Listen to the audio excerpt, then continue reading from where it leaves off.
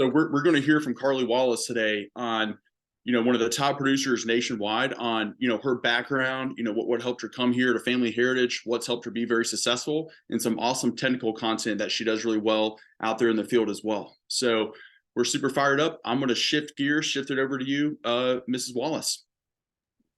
Thanks so much, Kyle. Like that was like a great intro, man. I should just have you follow me around and just introduce me to people. That was fun. Sorry about my voice. I'm a little scratchy from last night. I don't know what's going on, but yeah, it's exciting to be on your guys' call. It's super high energy. I love that. Makes me feel right at home because that's how Andy is. He's always super high energy, very excited, and to have such great weeks already going on, and we haven't even started Thursday yet, is a testament to how hard you guys work and how put together that team is. So that's awesome. Um, so a little bit about me is I've actually been in this business since January. I went to sales academy starting the day after the new year. So new year, new me, I guess we really hit it off hard with that. I was in the Air Force for 10 years at that point, and I was a pretty successful recruiter. My hard part about that is as I was becoming more professionally successful and working my tail off and learning how to really work through things, I just felt like I was having a lackluster impact. I truly believe that the military can be an incredible opportunity for a lot of people. It was for me. I mean, it allowed me to buy my home. It allowed me to have my twins and not pay for it out of pocket, which was huge. So many really great opportunities. But as things kind of started to downturn in the economy, COVID happened, things like that, we actually started having some of the worst recruiting years in US history. And so when people were coming in, it was no longer to serve their country. It was no longer to provide for their families and things like that. It was, I don't have another choice and I guess this will work. And I am not somebody who half asses things. That just doesn't work well in my head. And so I wanted to make a bigger impact. And I'm sure, like a lot of us on this call, I was tired of not getting paid what I was worth. In the military, it's based off of rank, and that rank only comes off of years of service. It's not based on how hard you work. It's not based on how good you are at your job, anything like that. It's 100% based off of how long you've been there, which for me was really challenging because I only had like 2 years of active duty time, even though I'd been in for 10 years. And so I was fighting for every extra dollar I could make. And when you find out you have twins coming, every extra dollar matters because everything is double. So it's like double childcare, double like nursery, double clothes, double diapers. Like everything was double and just really expensive and crazy. And so we were started to wonder what we were going to do. And when I started this business, I lived in Wyoming, and I lived there for 8 or 9 years at that point. And we had just really hit our cap on potential. My husband is in finance and management. And unless you're in an infrastructure that is based around the university or coal, there's just nothing there. And for me, I love Wyoming. It's beautiful and it's lovely. But it's so spread out that if you really want to make an impact on people, it's going to take a lot of windshield time. And that was really, really challenging. So we decided it was time to move because if you're comfortable, you're doing it wrong. So we, with 6-month-old babies, both took new jobs, moved to a state 1,600 miles away from anybody that we knew. So new friends, new house, new city, new jobs, new babies, and said, we're going to burn our boats and make it happen. And so I took this job after meeting with Andy, and just it was the high energy, it was the passion, it was people like me. And anybody who knows the Santos agency, they are big on hiring people like us, people who are high achievers, people who don't take no for an answer, who set their own goals and are super driven on it. And so that was really, really attractive to me, to have people who in a sales field did not cut other people down. They only just brought people up and wanted to succeed as a team rather than an individual. Which, if you guys have spent any kind of time in family heritage, you know that that's not just a Santos agency thing. That is a family heritage thing. And that is really special and unique. And so that was really attractive to me. And I guess the pay wasn't bad either. Looking over it, seeing my earning potential, I was like, oh man, maybe six figures isn't out of the picture for me, because it definitely was for the military. That's not a thing. So I started up, and I was lucky enough to, in my opinion, be taken under the best leadership in family heritage, working and serving under Andy and Mitch McKenney and Austin Nice. Like I couldn't have asked for a better lottery win. Most incredible people. I had field time with Austin for a week. Came out of the gate just swinging. And I say we because I feel like your first week, you can take credit for some stuff, but for the most part, your field trainer is setting you up for things. So we wrote an eagle our first week, sitting right under 13K. And it really just gave me a hunger for the business. And it was January, so it was a double cash month. So when you see that double cash month and an eagle hit with your quick start bonus in your first week, you go, oh my God, this kind of money exists. Like, this is crazy. And so it really lit it up. The next week, we were close to an eagle, lost it by about a $40 policy. So that one more mentality is really important, guys. Don't give up on it till you hit it. And so it just started out really well and then started to downturn. I'll be honest. When you come out hot like that, I feel like for a new agent, it's great, but it also can almost be a gravestone for you because you come to expect that it will always be easy that way, and it's not. Sometimes if your habits start to dip or you get too comfortable, or you go, well, I've never seen this much money in my life. Let me go ahead and just not work today because I think I got it. That stuff really impacts you. So I had 2 weeks of non-submit. And those are the only 2 weeks of my entire career so far that I haven't submitted. And it follows me every day. And it's really frustrating because I can't undo that. You can't go back in the past and fix it.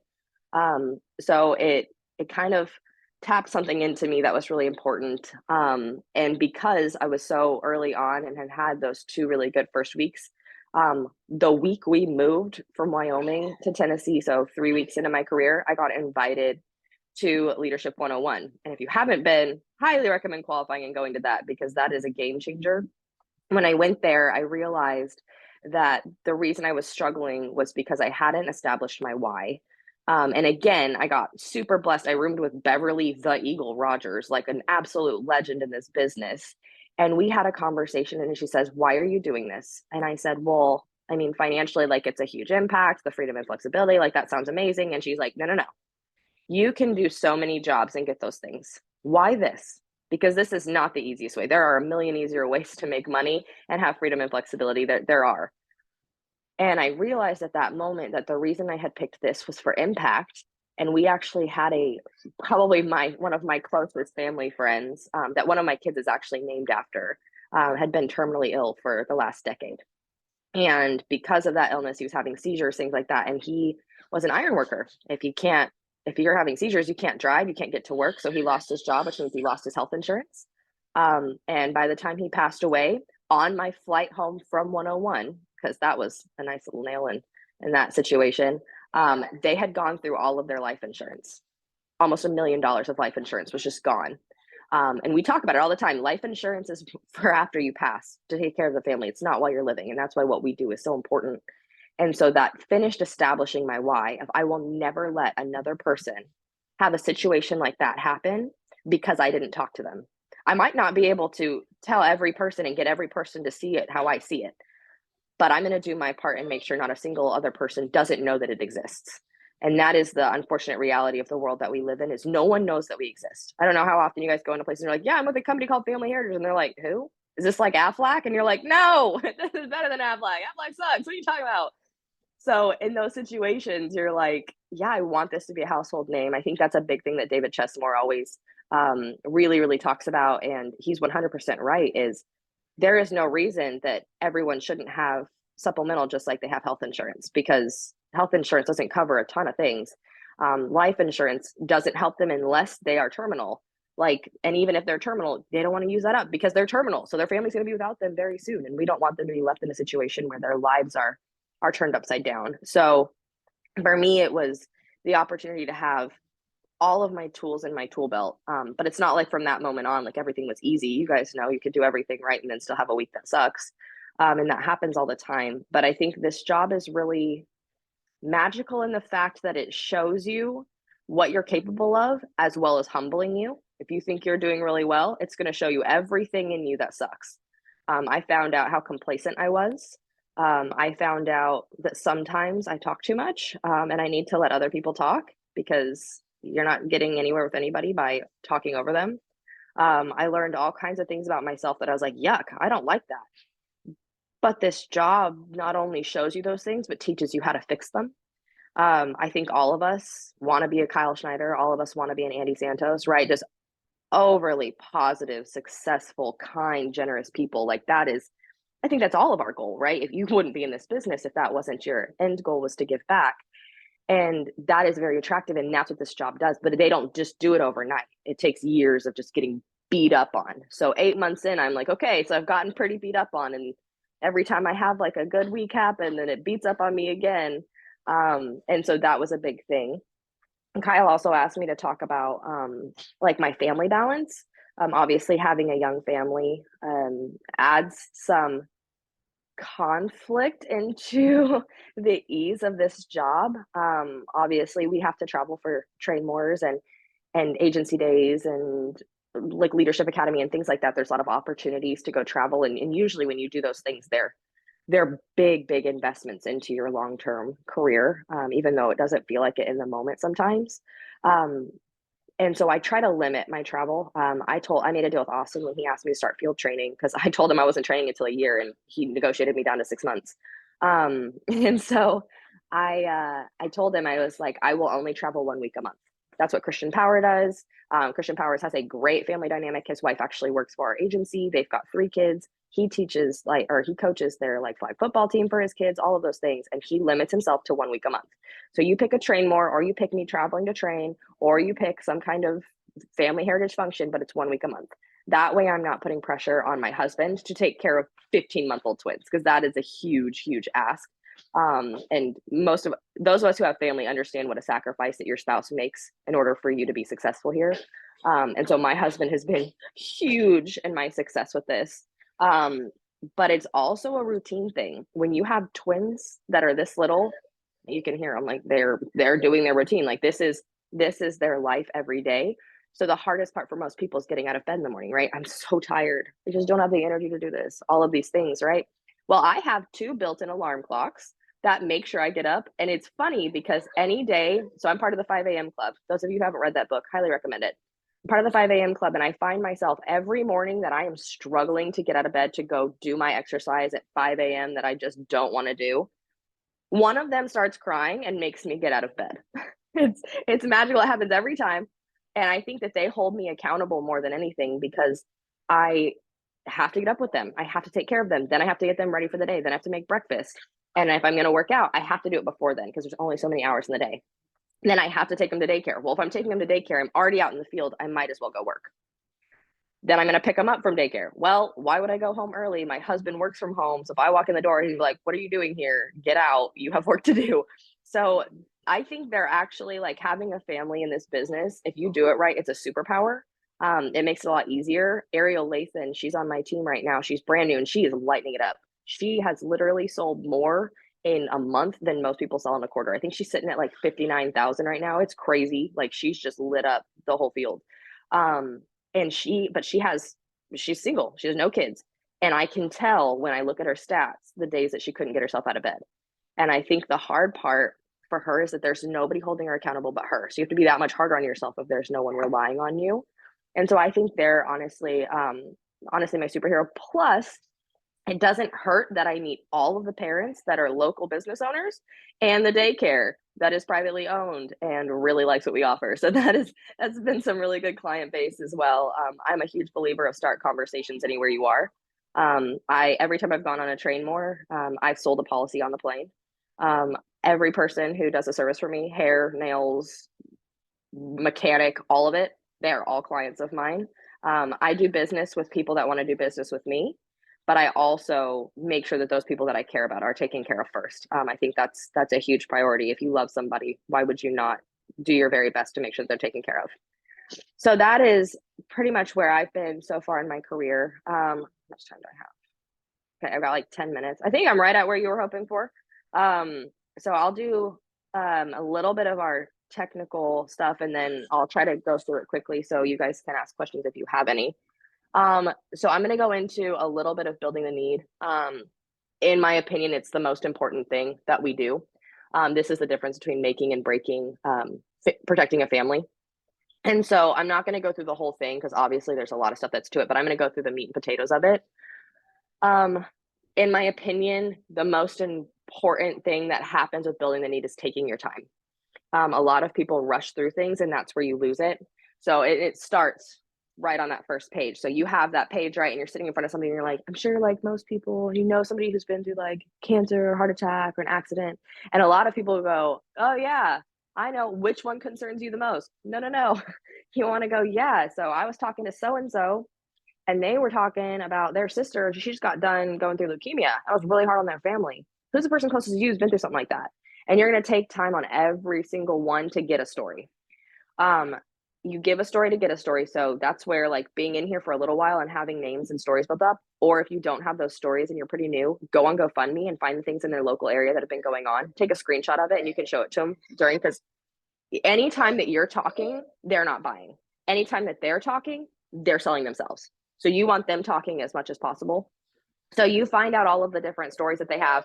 And a big mistake that I made early on, I know a lot of the agents that I've trained make early on, is since somebody says, oh yeah, my sister went through leukemia, they think that they're going to be like, oh yeah, cancer's my biggest worry. That is not always the case. You can have somebody who goes through and they're like, oh yeah, like breast cancer runs in my family. My husband's parents, like they went through prostate cancer and heart attacks and all these things. And like, you're like, oh yeah, so they're definitely going to pick like cancer or heart. And they're like, yeah, my biggest concern is accidents. Like you have to ask them and then ask them why. Always follow up. Oh yeah, a lot of people say accidents. Why is that a big concern for you? Because all during that situation, what you're doing is you are, it sounds terrible, but I learned this in recruiting. It's called agitating the situation.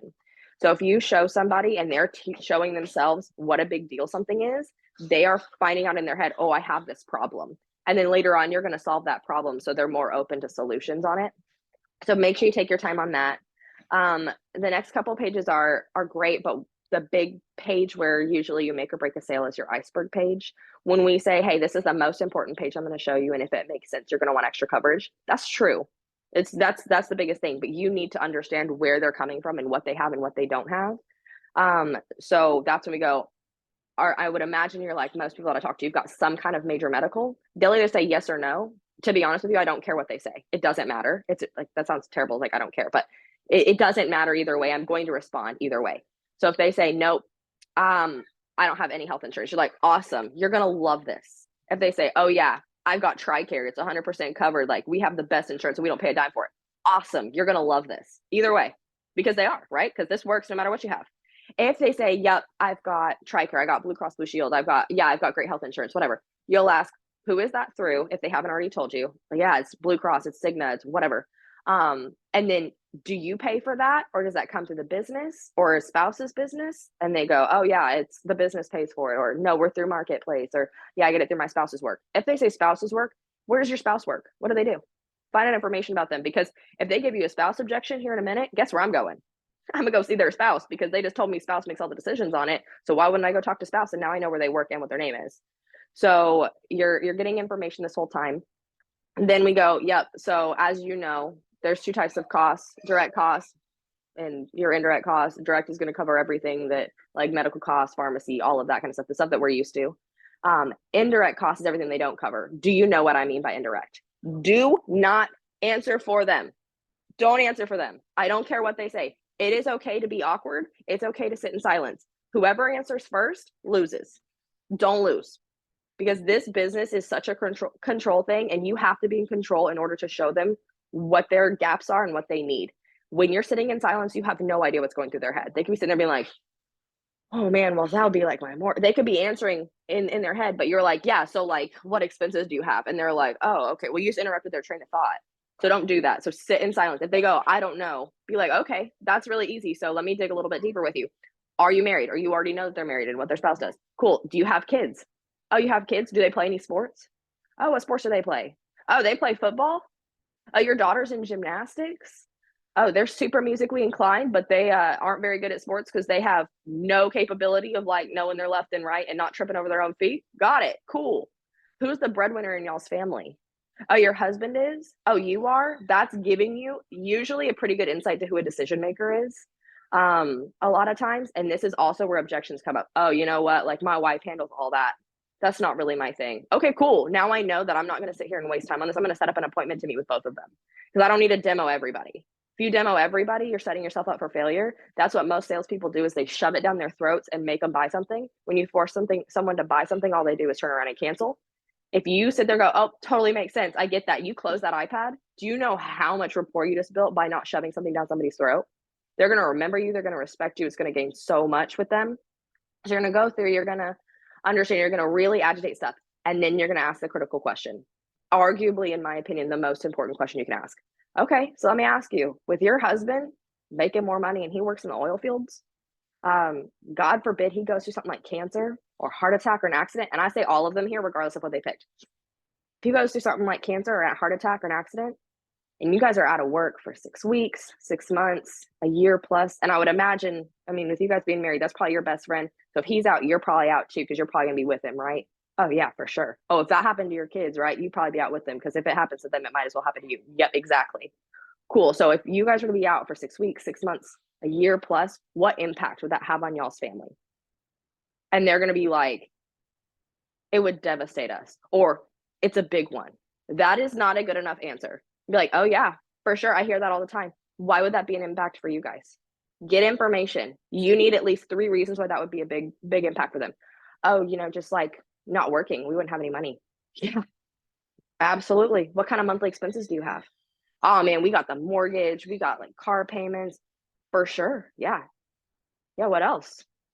The longer you're sitting there and you're nodding and you're just asking for, they're going to keep giving you more because they want to satisfy your need. We're people pleasers. Everybody is, right? So if somebody's sitting there like, yeah, what else? You're going to come up with something else. And the more things you can get from them, the more things you're going to apply this to later. So you get done with that and you're like, cool. Yeah, totally makes sense. A lot of people say the same thing. And I totally appreciate that you're being real with me in that moment. And so you'll move on to the next page, the indirect cost page. And I think this page gets brushed over a lot, but it's really important. So your indirect cost page is super, super vital, because everybody goes, oh yeah, you've got all of these things and you don't read them to them right. But which one of these will concern you the most? But you're not building any need on this. I make this page probably my most emotional page other than my critical question. What I mean by that is I'm going, yeah. So, I mean, lost income and savings, that one's pretty self-explanatory, right? If I'm not working, I'm not getting paid, right? PTO runs out eventually, and then we're kind of on our own. Yeah, for sure. Okay. And then living expenses, you had already kind of talked about that one. And then we start talking about insurance limitations. This could be your deductibles and your copays, but if you don't have those, that's awesome. It could also be all the stuff that insurance decides not to pick up. And I'm sure you've heard of the horror stories before of, somebody had some kind of insurance and they went through a heart attack and their policy went, oh, sorry, we don't cover that. And that is devastating to a family, right? And that's a big deal. And then when we talk about like out of pocket expenses, this one always gets just totally brushed over. So what I mean by this one is, say that you could get treated for something like cancer or heart attack here by a specialist here at TriStar, and you have maybe a 50-75% chance of surviving that. Or you could travel to MD Anderson or Mayo Clinic and increase your chances to like 80, 90, even 100%. Where are you going? And they're all gonna be like, oh, the one where I'm gonna live. And you're like, exactly, right? But we shouldn't have to pick between where we're gonna survive and not, because it costs more. I actually have a client who his daughter went through a rare form of bone cancer, and they had TRICARE. So all the health insurance covered all of the medical bills, but they blew through $76,000 in 6 months on this one right here. And I pointed that indirect cost page and they go, holy crap. Because by talking about each one, you just showed them how real all of these are and all the things that people don't think about. And then you ask them. So as you could imagine, most people don't think about this stuff a whole lot, right? No one's really thinking about cancer insurance or accident insurance. But there's 2 times when people do think about it. One is when they're sitting here talking to me, and when do you think the other one is? And they go, oh, when they go through it. And you're like, exactly. And that's too flipping late. And they're like, yeah, it's so late. Then you're going to go over and do like increase costs and reduce income and things like that. And then my little pro tip, it's not in our sales talk, but, and this is what I'll kind of finish with. I tell people, so usually when we build a budget, we have our income here and hopefully our expenses somewhere under that, right? It could be right at the top. It could be down to the bottom. You could have lots of extra money, whatever. When we go through something like cancer or a heart attack, on average, it increases our cost about $10,000 extra a month. That's a lot of money. And they're like, oh my God. Yeah. I was like, I have a client right now. She spends $10,000 a month on chemo, just on chemo a month. And she has great health insurance. And they're like, holy crap, that's crazy. Because it is, that's stupid. I'm like, yeah. So when we go through something like that, now our expenses just capped over our income, right? And that's a big deal. That's not cool. So now we've got a gap. Do you have a backup plan to fill this gap if that were to happen to you right now? And they'll give you one of two answers. Yep, totally do. We have savings. I have a house that I could sell. All of the things that are on the next page that we're totally anticipating. And then the second thing is, nope, I have no backup plan. And if they say nope, I'll say, cool, here in a minute, you will. That assumptive close is going to close people. You don't know how far it goes when you tell somebody how confident you are that you can solve their problem. So you've agitated issues and now you're offering a solution. So those, I think, are probably my meat and potatoes on having a successful buying atmosphere, having a successful building the need, because that is really going to be the difference. If you're writing a ton of apps and you're not closing, it's because you have a crappy buying atmosphere or you're not building the need. So if you can fix those couple things, I guarantee you it'll upgrade stuff. Sorry, I went a little over on time. No, that was perfect. Carly, that was amazing. Holy smokes. I got like 8 pages of notes over here, just going even all the way back, just what you said at the very beginning, agitating the situation. That was such a powerful just nugget that everybody needs to write down. Just silence is key. I love hearing just about your background too, just, where you came from, just, I had no idea about all that stuff. That was really cool. Just, why you came here. You left everything to come to Nashville, a brand new city, not knowing anybody. Like that's huge. Like that's the beautiful thing about this career, guys, is you don't have to be from the area. Like you can move from Wyoming to Nashville and make it happen. Right. So just that decision that you guys made is absolutely monumental. And the whole family balance that you have, you travel 1 week a month, but you don't let yourself do that more than 1 week a month. Just having those guidelines and just super duper powerful, and investing in yourself, going to those train wars, leadership academies, and just that's awesome. And that building the knee was spot on. So I'm going to leave it open if there's any questions or comments for Carly, real quick, and then we'll wrap up the call. Any questions or comments for Ms. Wallace? Yeah. When you kind of get to that part where, like you said, you have like a breadwinner situation where you're not talking to them, but like their spouses, and you contact them, is there typically a point where you, when you're contacting them, where you're like, hey, I spoke with your husband, or do you just kind of approach them cold? No, at any time that you can create a cold call into a warm call or a referral, you want to use that every time. Like, hey, you know what? I was just talking to your wife, Ashley, over at the hair salon. And we were going through this and she was really interested in it, but she said that you're really the one that manages all your guys' insurance. So where can we sit down? You're gonna be super subject. Where can we sit down that I can roll through this with you so you can see what she was seeing and help you kind of grasp it? Because obviously I don't want to just show her stuff and she forget it, so you don't really understand it. So yeah, we're gonna sit down, we're gonna go through it. And they're like, okay, or I don't have time right now. Can we schedule time? And you're gonna look at your calendar and be like, cool, I have Thursday at 1 p.m. or Friday at 9 a.m. Which works better? Like choice of two positives. Boom. Game changer. Setting up appointment, choice of two positives. Super. Where can we sit down? Just boom. It's a statement. Yep. I love it. Not a question. The assumptiveness, Carly, is awesome. Guys, just so you guys know, Carly she wrote right at 50,000 in a week 2 weeks ago. So she's doing the job the right way. Writing over 50K in a week. That's not bad. And also, I think that the poster you have behind you, my wife literally just bought that exact same poster of the ox behind you. Target. Gotta love a Highland cow. Love Target. Literally got that 2 weekends ago, and got it put it in my man cave. I'm like, perfect. But I love it. So badass. That is awesome. So, but anyways, any other questions or comments for Carly before we wrap up, game? I just want to say thank you. That was an absolute energy. And then just, using the family dynamic, just to keep, keep the alarm clocks going, and just, that was amazing. And then, a lot of people don't realize that it is very important to have a strong support system at home and having those conversations with your spouse, and that our spouses help us be super successful in what we do. So yeah, that was a very good reminder of that. Yeah, absolutely. Spouses are everything. If you haven't lately, take your spouse on a date because they probably deserve it. Boom. That's so powerful.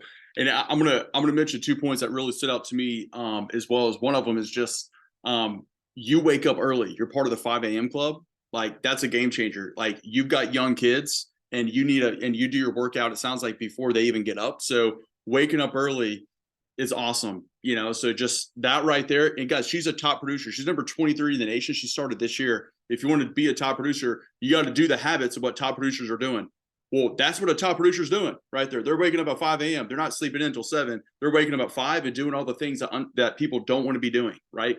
Does she always want to work out at 5 a.m.? No. But if she wants to be a top producer, that's what you do. That's what people, Kobe Bryant, LeBron James, do the things that other people don't want to be doing. That's what Carlea's doing, and that's what's yielding the big results as well. So, and just your passion that you have energy, and also what you said earlier, you doing business with people that you do business with. So wherever you take your car to get a mechanic, whatever, you do business with those people, your accountant, whoever it may be, you protecting people close to you as well is very important.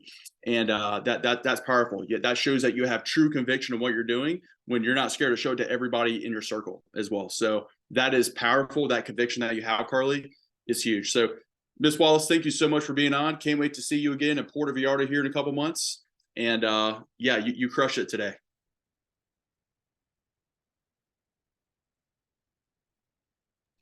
Thank you. I think you're muted, Carlea. When you keep trying to click it and it brings it up and then it puts it down and brings it up, puts it down. That was me. If anybody has additional questions, I know I went over, but feel free to email me or reach out and call me, whatever. And I'd love to answer questions for you guys. But thanks for having me on, Kyle. It was really, really great seeing all these fun, smiley faces. I'll see you guys in Puerto Vallarta in no time. Want to see all of you there. Boom. There we go. There we go. Awesome job. So guys, we're going to wrap today's call up. It is Thirsty Thursday, best day of the week. Let's go make it happen. You got a 2-day work week, right? So make sure that you look at your goals for the week that you set out, over the weekend, and see where you're ahead or behind your goals, and just, focus on the controllables today, controllable activity and all their data. Look at our canvassing chart. You have a much higher closing percentage, statistically speaking, on Thursday and Friday. Those are the 2 highest closing percentage days of the entire week. So, Mr. and Mrs. Jones, they usually get paid Thursday night or going into Friday, right? So just make sure you do the activities that you committed yourself to doing. You're going to be successful. Use the nuggets that you learned today in Carlea's part today, and you're going to be a top producer as well. So thank you again, Carlea. We'll see you guys tomorrow morning at 8 a.m.